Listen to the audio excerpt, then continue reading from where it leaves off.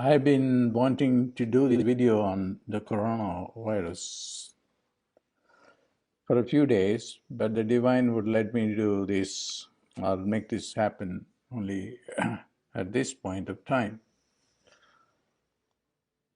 I'm going to approach this problem from a perspective that you won't get or you have not been getting from regular media and even the religious channels that talk about it do not attempt to give you a perspective that is needed, which I am trying to do to give you that perspective.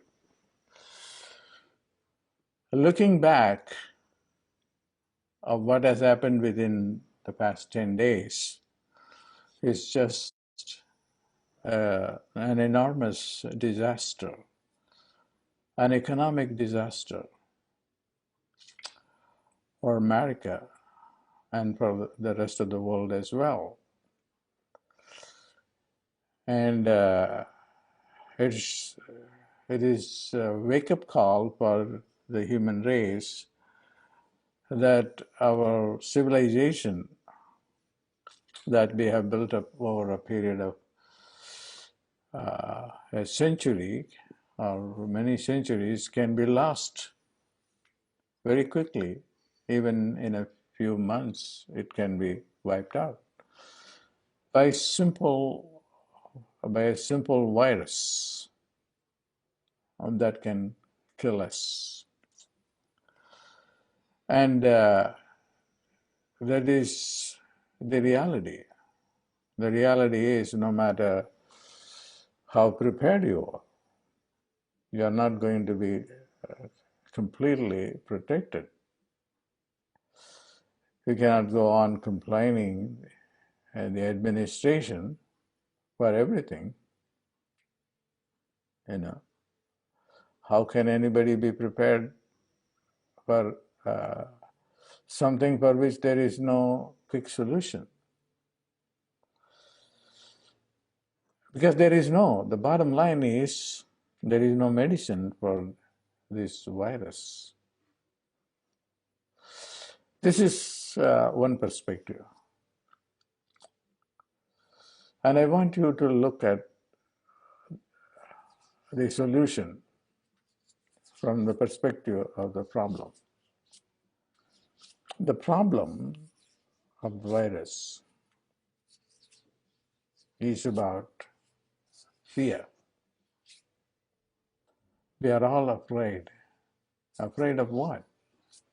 Afraid of ill health, pain, and death. And that is the bottom line. Ill health, pain, and death. And nobody wants to die, even though you may have lived for 90 years, you don't want to die. Nobody wants to die. And then as you go on and looking at the media, it puts more and more fear into the people. And it's all negative. You have to look at the problem and the solution and analyze how this has to be presented to the general public, because they are carried away by the media. The media is everything. So the media has the responsibility to analyze it before they give it out to people. It is true that we are short of hospitals, we are short of ventilators, we are short of masks, we are short of everything almost, even the hand washing liquids. And assuming that you have a ventilator, assuming that you have enough hand washing liquid, assuming that you have all the masks, so what's going to happen? You can control. Definitely you can control. Can you not control without it? You can control without it. That we have been doing too. Isolation and then social distancing, all these are very effective one because that is the only way, only opportunity or alternative. There is no other alternative. That's the only solution. The solution is just you keep away from people, be in isolation, and that's it. And that is the only solution available. You may talk about it from morning till evening. What is going to be the solution? The solution is isolation. So you just present this all day long, and you run out of uh, material to engage people. So you bring in a lot of people to talk about that and analyze it. I'm not against experts coming and giving their opinion. It should be like limited for an hour or two, but focus on the solution in a very practical and profitable way. If we had done that, the economy would not have collapsed. The economy collapsed because it is a fear response. That's why Swami Ramalingam said that you should have zero fear. What are you afraid of? After all, you are afraid of, as I said in the beginning, ill health, pain, and death. The body is going to die anyway, one day. But then there is tremendous amount of fear over this death. So there should be an education about death and life. And that is very important.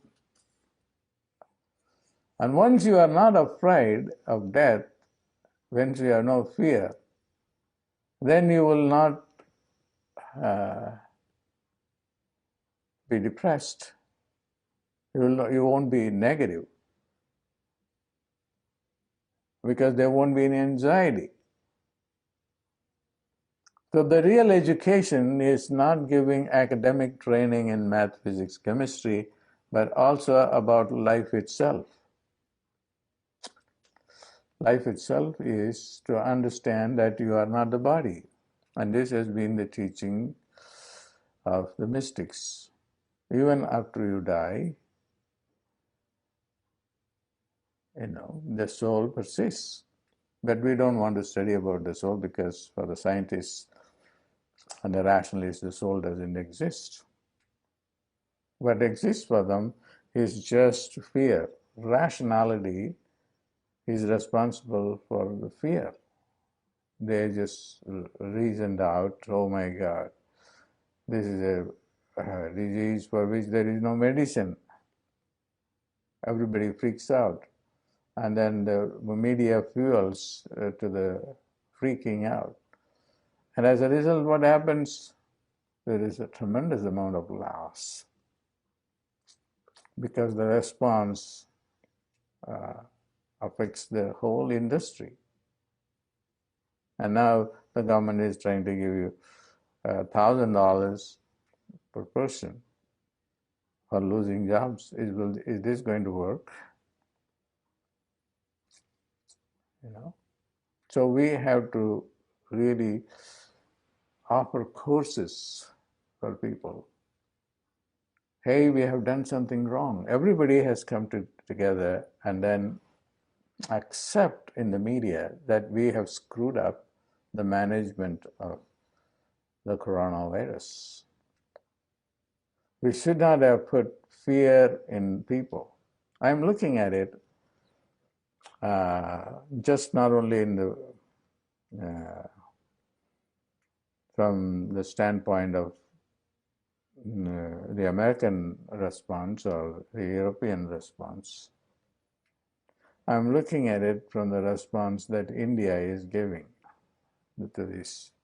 India, I just received an audio clip from a responsible doctor of infectious diseases. And he is saying, don't freak out. It is just like a flu. It is more poisonous, of course. And there is no medicine. And it is going to go away. And if you freak out, and this is his country, and then this doctor is a nationalist, and he said that he is concerned about 1.3 billion people in India freaking out, and then focusing on the lack of resources like ventilators or respirators or beds in the hospital and how many doctors are available. If they think about that, the fear will drive them nuts. Already in response to the American stock market crash, the Indian market crashed as well, and every market has crashed. Just only a fear.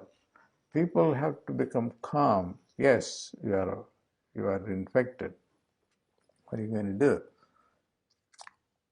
Make sure it's 14 days or 3 weeks or 1 month isolation, and after that it is going to be gone. If we had managed it properly without putting fear in the people, the stock market would not have collapsed. We should have openly told them this is what is going to happen. We will handle it. It will take some time. But instead of that, we said, oh my God, this is the end of the world, apocalypse. And what happened? And now we have not only found any solution, and it has created tremendous amount of anxiety and fear, and then it keeps on going. We have the responsibility to be prepared. The government has to do its job, and that I don't compromise. I know there is certainly a failure on the part of the government for a certain level of being prepared, which has been missing. And that is a lesson that we have learned, and we are always going to be learning lessons. Now, I just don't want to look at the past. We have done the damage, and we are not out of the problem yet. And how are you going to manage this? It is just stepping out of the regular ways of our mental process. The mind will keep putting fear in you, and that is being fueled by people around you, also the media, and you don't think about anything else. In Buddhism, there is an experience called the valley experience. You just go to the bottom of the valley. Why? From the valley, there is no fall. So if you are going to be mentally prepared, I'm going to accept what is going to happen. If I accept or not, it is what it is. If you have that attitude, you will be out of the fear, or out of the fear. And it will take some time because you don't have as a training in which you are taught about life. What is life? In the Bhagavad Gita, there is a Krishna who encourages Arjuna to go and kill the enemy, who happened to be uh, the, the the relatives of one family. It's all nephews, uh, great grandfathers, and uncles. You have to go and kill them. And he has to give a rationale for Arjuna, the disciple. Why? Why do I have to kill them? I don't want anything here.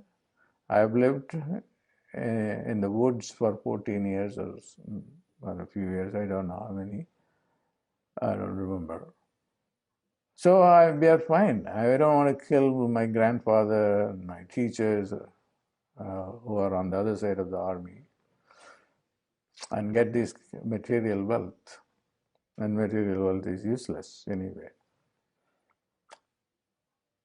And Krishna tells Arjuna, right, don't talk like a monk.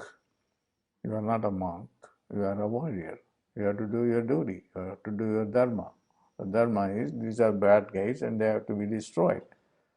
And if you talk philosophy, let's talk philosophy too. And you are not the right person for me to engage in that conversation because your knowledge in mysticism and philosophy is poor. He says, yes. Why? He asks him a very pertinent question. Why do you worry about killing the wrong people? Hmm? If you worry about death of those people, you are not a wise person.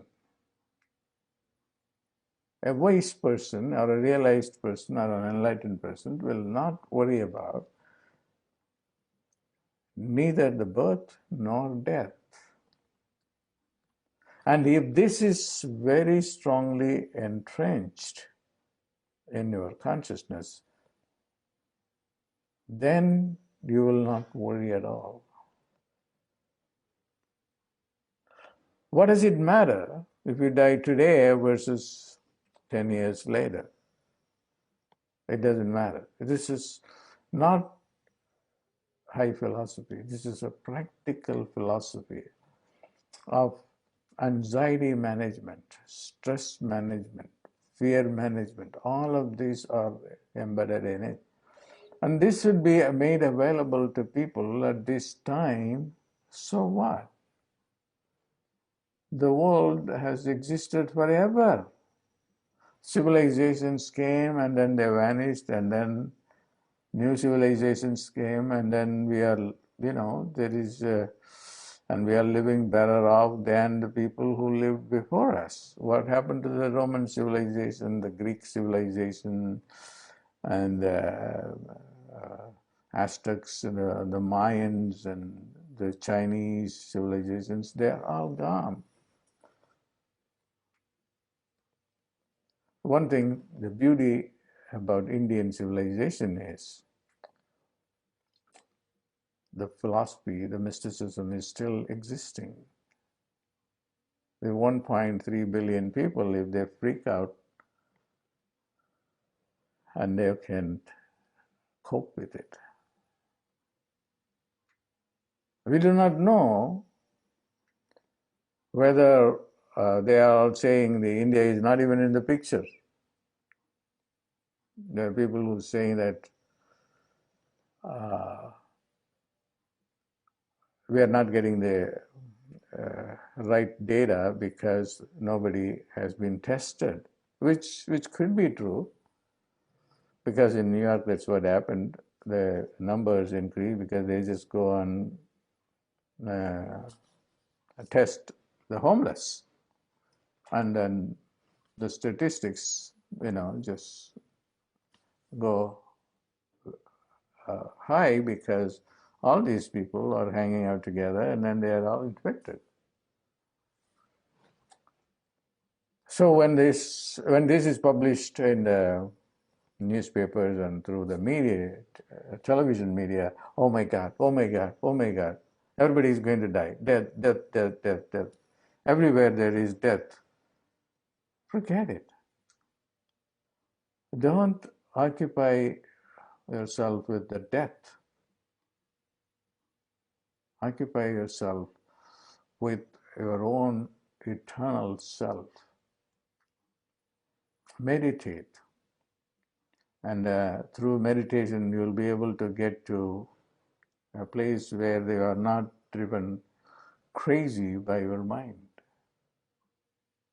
The paradigm that we have is that all of our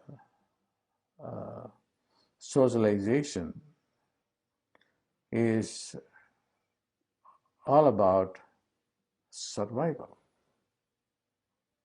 And that is the problem. Survival of what? Of this body. So we have to look at what we are doing to ourselves, to our society. And it was painful for me that even though such a disaster has struck us worldwide, that's not one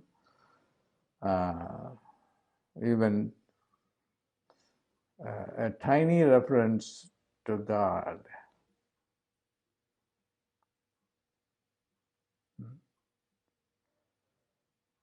They all talk about how to gather more equipments, more hospitals, more.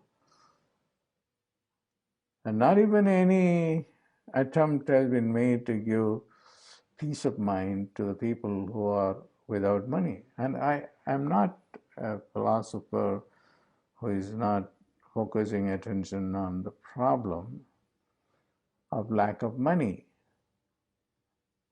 They say 20% of the people are going to be unemployed, which is a large percentage. Or what are we going to do? Again, there too, you should not be focusing on the problem in a negative way. Focus on a positive way. The coronavirus fear has created such a shock and practical loss to the entire world.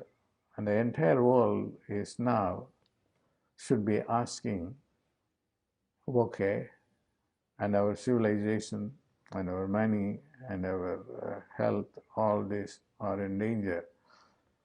And then it all happened within a few weeks, or in some countries, a few months. Can we build to a place, at least where America is concerned, to a place where we were a few weeks ago? Yes or no? Most people will tend to say no, but you should say yes. But it might appear to be a lie or a false hope. That's not it. There is only one philosophy. If you live by that philosophy, then there will be no suffering. Yad bhavam tad bhavati. You become as you think. So collectively, we should engage in positive thinking. It is not just philosophy. It is science. If everybody is going to be positive or had a positive response towards what happened, okay, the virus is here, there is no medicine for this virus, so social distancing is what is needed, and then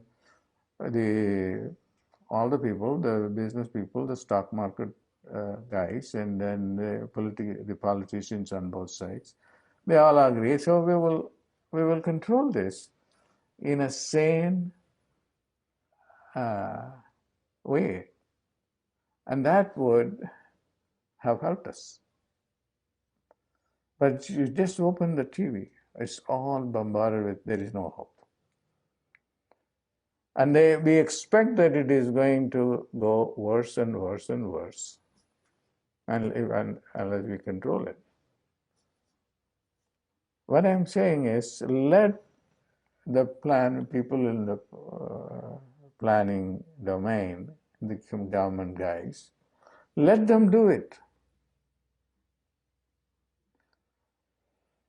That is their way of thinking. But collectively, the social media is very powerful. That's why I'm doing this. If we all join together and then pray, or if we don't want to pray because science and technology have killed our faith, at least believe in one idea or maxim by which one has to live if one has to have peace of mind. Yad bhavam tad bhavati. You become as you think. Collectively too, this is the same. I just remember the Rubaiyat of Omar Khayyam.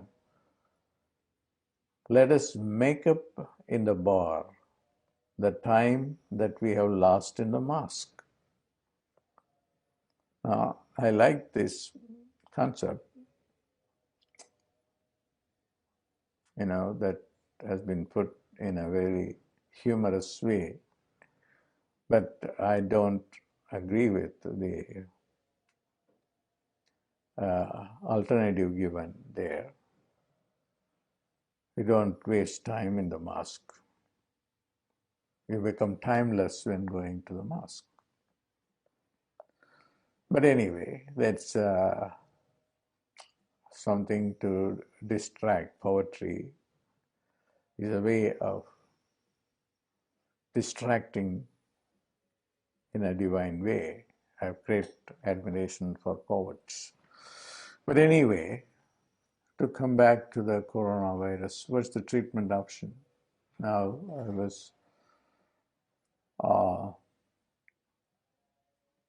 I was looking at, I was watching MSNBC. The president was there, and then the FDA commissioner was also there. And then the gist of it is it will take 12 months to create a vaccine, minimum. And there is no easy way to stop the virus because there is no drug available. And at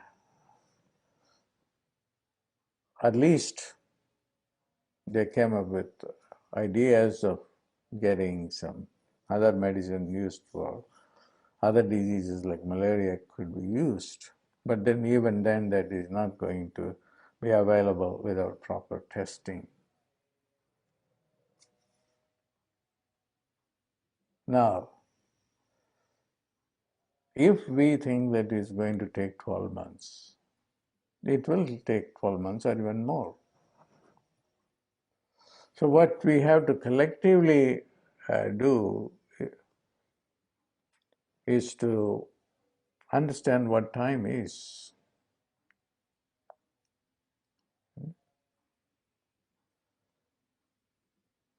Time is what you manufacture in your mind. Your mind is your time.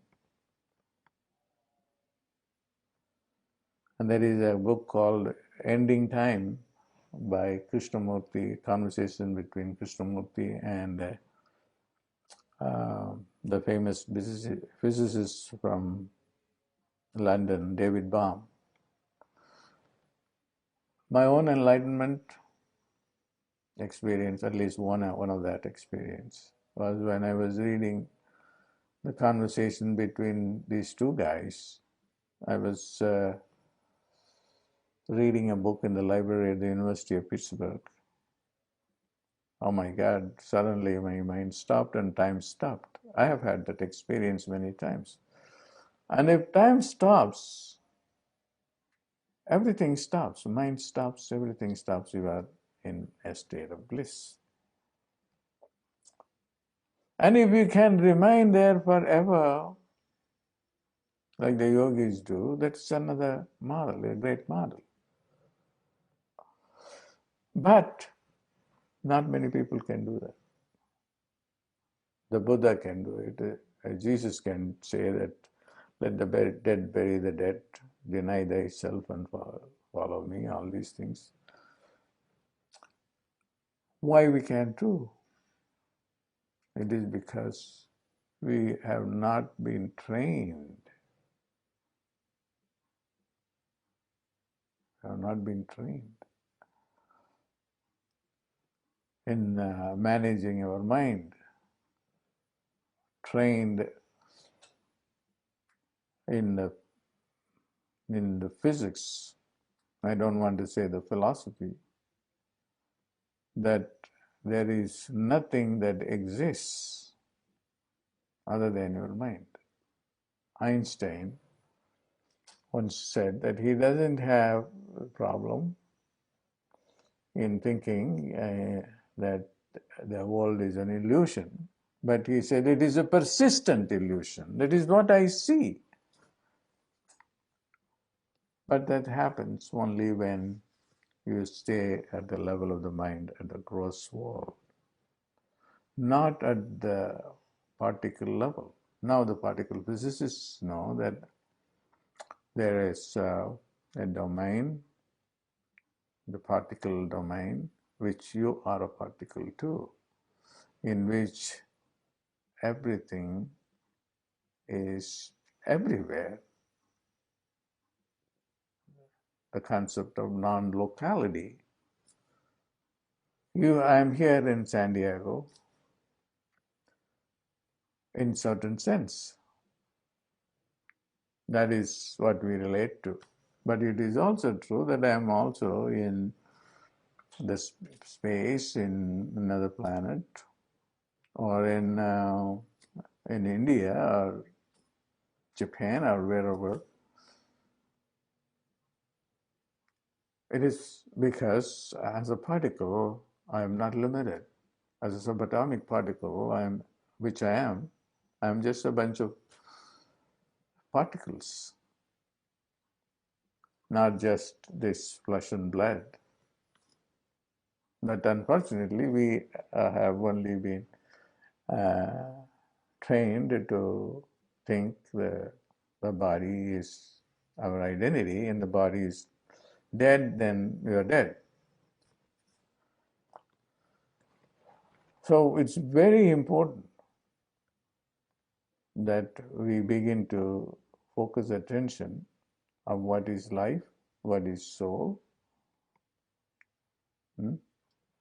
It's very interesting that I was reading this morning Sylvia Browne and was talking about cell memory. And somebody went through a kidney transplant, and then a guy who received this kidney began to live the memories of the donor. There is another case it discusses of another transplant, and then he also had the same experience, and then all that, and she was fixing all these people through educating the mind. Hey, don't live. These are in a different body. So the cell memory is also there. It's not only you think through your brain, you think through your cells in the body too. So there are lots of other things that we are not even considering as worth understanding. We are completely lost So in order to find a final, a permanent solution for the disaster we have to begin to learn in the now, and then become very positive. And if you are a spiritual person or God-fearing person, will have faith in God. If you have faith, Jesus said, you can move mountains. If you have faith like a mustard seed, he said, not like a pumpkin, a mustard seed is a very small, you know, uh,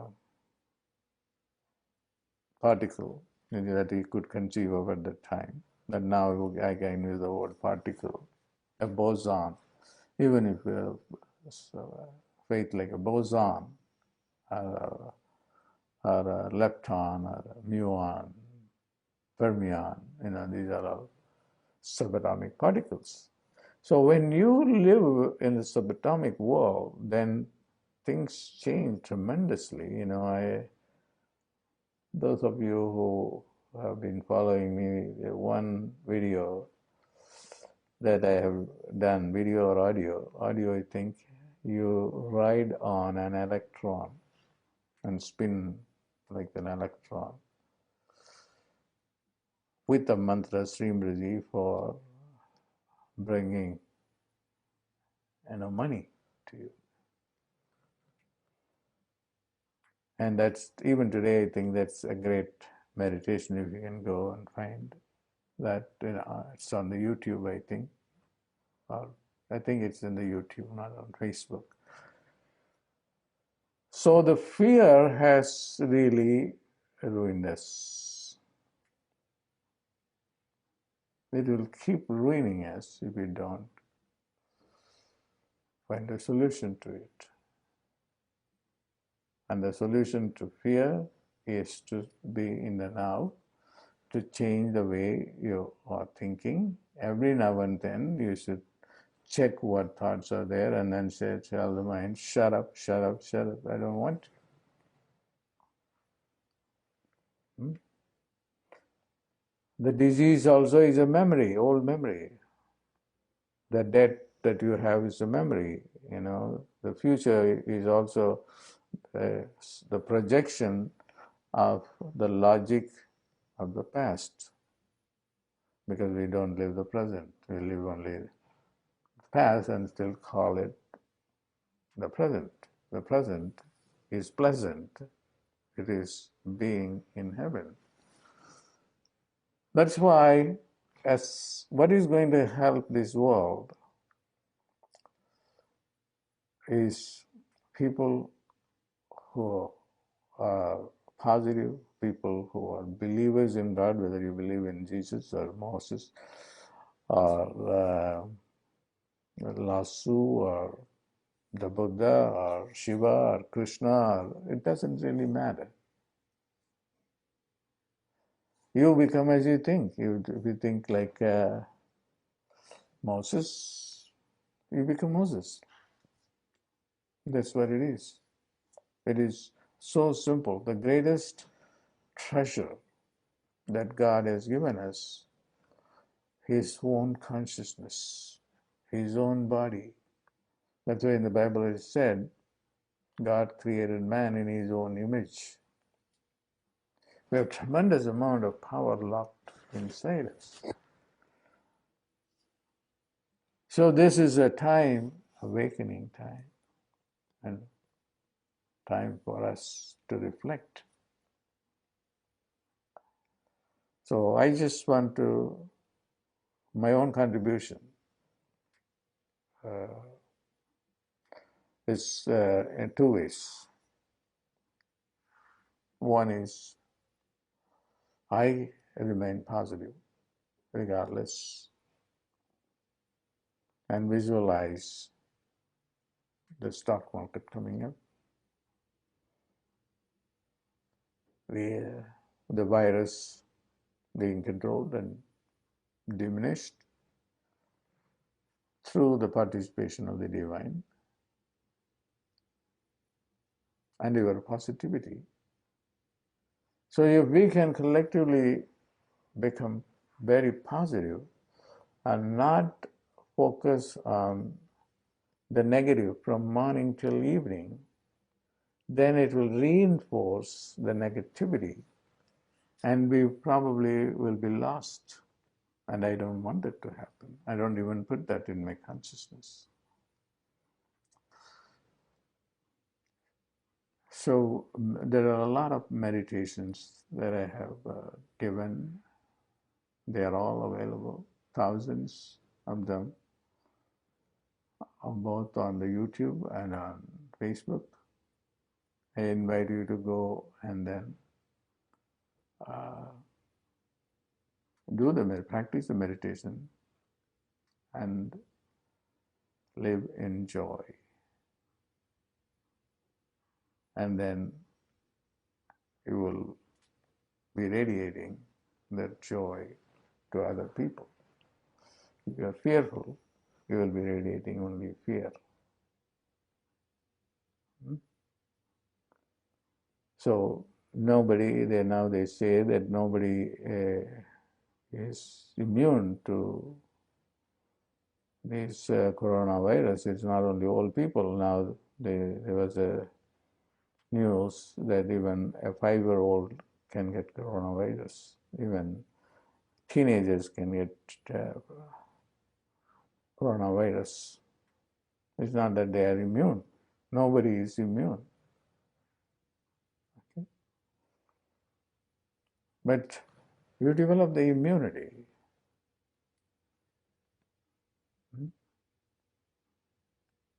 Saying that I'm going to live in the moment.